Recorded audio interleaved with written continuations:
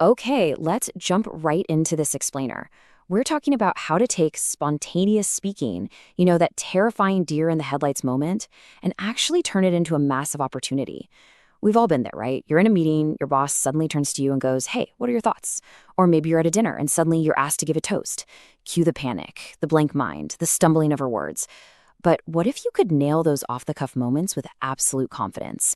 Well, today we're unpacking some brilliant insights from a Stanford Graduate School of Business workshop to show you exactly how to pull that off.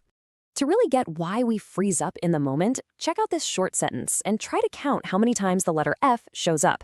It's kind of crazy, but this exercise perfectly mirrors our brain's blind spots. When counting the F's here, a huge majority of genuinely brilliant people completely miss the word of. We just glaze right over it. And just like we miss the little things when reading, we totally miss crucial details when we're speaking off the cuff. Basically, our brain just kind of works against us when we're put on the spot. And hey, if you get terrified when you're put on the spot, you're definitely not alone. A massive 85% of people admit to being nervous about public speaking. To put that into perspective, Chapman University does this survey on American fears, and public speaking consistently ranks right up there with the fear of surprise terrorist attacks and identity theft. I mean, no way, right? It's literally a deeply ingrained fear. But here's the really good news. We're not actually trying to completely cure it. We're going to learn how to manage it so it actually fuels our focus instead of destroying it. So, to keep us on track today, here's our roadmap. Number 1, the spontaneous speaking challenge. 2, managing your anxiety. 3, getting out of your own way. 4, reframing and listening. And finally, number 5, structuring your response. Let's get right into it. Starting right off with section 1, the spontaneous speaking challenge, or how to react in the moment.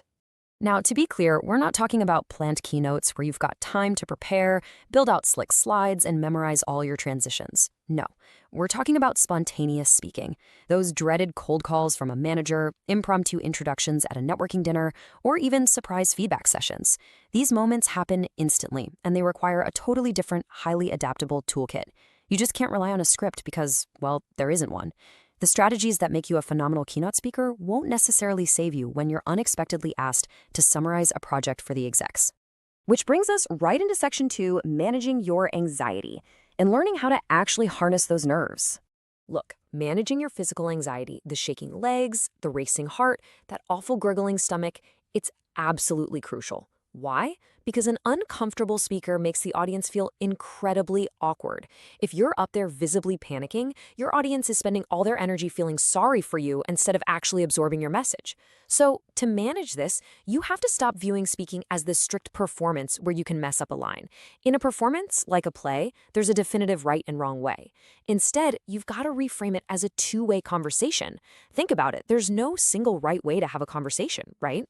You can trigger this mindset shift just by using inclusive language. Say we and us instead of distancing super formal phrases like "one must consider," and throw in some questions to instantly make it a dialogue instead of a monologue.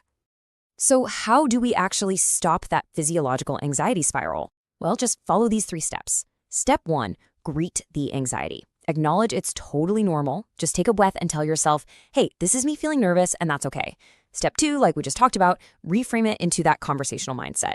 And step 3, get present. When we panic, we're obsessing over future consequences. What if I mess up and look foolish? You need to ground yourself in the present moment by doing something mentally demanding right before you speak. Try counting backwards from 100 by 17, or repeat a really tricky tongue twister. It literally forces your brain to be right here, right now. Moving on to section 3, getting out of your way. Specifically, why we need to stop stockpiling the right answers. So this is the biggest hurdle for high achievers, our own perfectionism. Our brain's intense desire to perfectly plan the absolute right answer completely blocks our authenticity. We're so conditioned to seek the optimal response that we just freeze up when we can't instantly calculate it. To break this habit, think about a classic improv game where you walk around pointing at random objects and shouting the completely wrong name, like pointing at a chair and confidently yelling, "refrigerator." When you play this, you quickly realize our brains are constantly trying to stockpile patterns, like grouping things by fruits or colors, just to feel in control. To break free, we have to embrace this classic improv maxim: dare to be dull. Seriously, stop striving for instant greatness. If you just allow yourself to react genuinely and, be dull, you'll actually unlock the authentic greatness you were aiming for in the first place. All right, Section 4, reframing and listening. How to view these spontaneous moments as gifts and opportunities for connection. Look, when someone puts you on the spot, it is so easy to feel attacked or get defensive. But if you shift your perspective and view their question as a genuine opportunity to clarify your thoughts and connect, it changes everything. Let's look at another improv exercise, exchanging imaginary gifts. Imagine someone hands you a pretend box. You open it, and the very first thing that pops into your head is a live unicorn, or maybe a frog leg. If you're the gift giver, receiving a weird response isn't a mistake.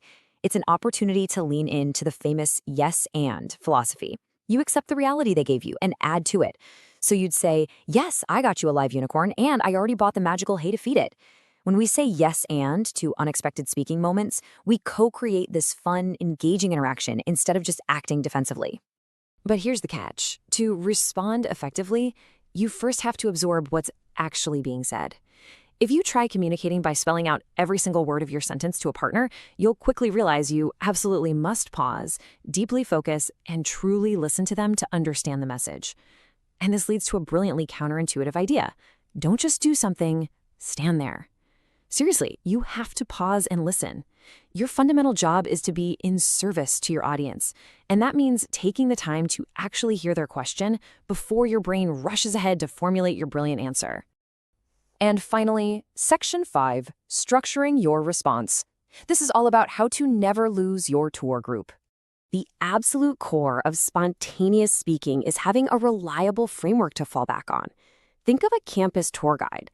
They learn to walk backward in a perfectly straight line so they never, ever lose sight of their audience. As a speaker, structure is your straight line. In fact, chunking information into a structure increases processing fluency by roughly 40%. That's huge.